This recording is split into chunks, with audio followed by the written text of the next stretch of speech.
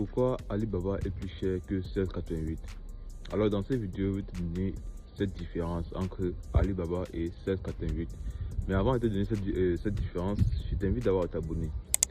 Parce que la différence que je vais te donner ici, ça va te permettre de faire beaucoup d'économies et de ne plus commettre cette bête erreur que pratiquement 95% des débutants qui font du business avec la Chine commettent. Alors, cette différence, c'est quoi? C'est que sur Alibaba, Alibaba est plus, c'est une application axée sur le marché international. Par contre, 1688 qui est axé uniquement pour le marché chinois. Alors, beaucoup de personnes, lorsqu'ils commencent à faire du business avec la Chine, ils partent justement sur 1688 parce qu'ils se disent que sur 1688, tout est moins cher et les prix sont très bas par contre à Alibaba. Mais l'erreur qu'ils font, là, ils sont en fait plutôt l'inverse en fait. Parce que ceux qui partent sur 1688, c'est ceux qui connaissent déjà, qui maîtrisent déjà en fait, en quelque sorte, le marché, qui maîtrisent déjà l'application, qui maîtrisent déjà le système, comment ça se passe. Alors, toi qui es débutant et qui aimerais commencer à acheter ici en Chine, qui aimerait d'abord acheter par toi-même ici en Chine, l'application que je te conseille à utiliser, c'est Alibaba.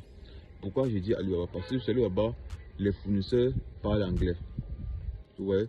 Parce que sur Alibaba, les fournisseurs parlent anglais, donc c'est très difficile de voir les fournisseurs qui parlent chinois.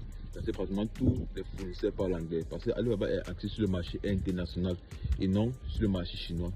Alibaba est axé sur le marché international et du coup les prix là-bas, vous pouvez prendre la qualité du produit et la qualité du produit au rendement. La qualité du produit au rendement, vous pouvez prendre en petite quantité, c'est-à-dire vous pouvez commander même l'échantillon d'un produit et voir comment c'est.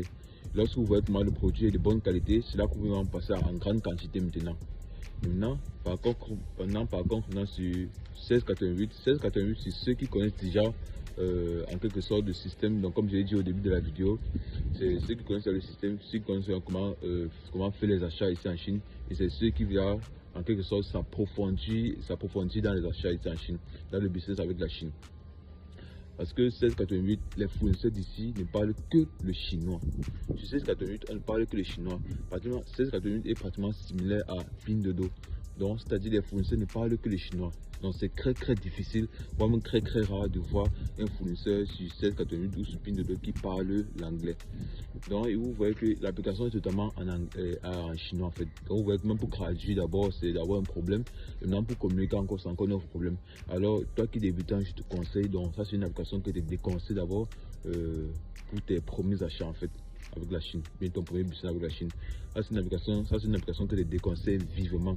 L'application que je te déconseille, c'est Alibaba. Parce que Alibaba, c'est plus pour le marché international.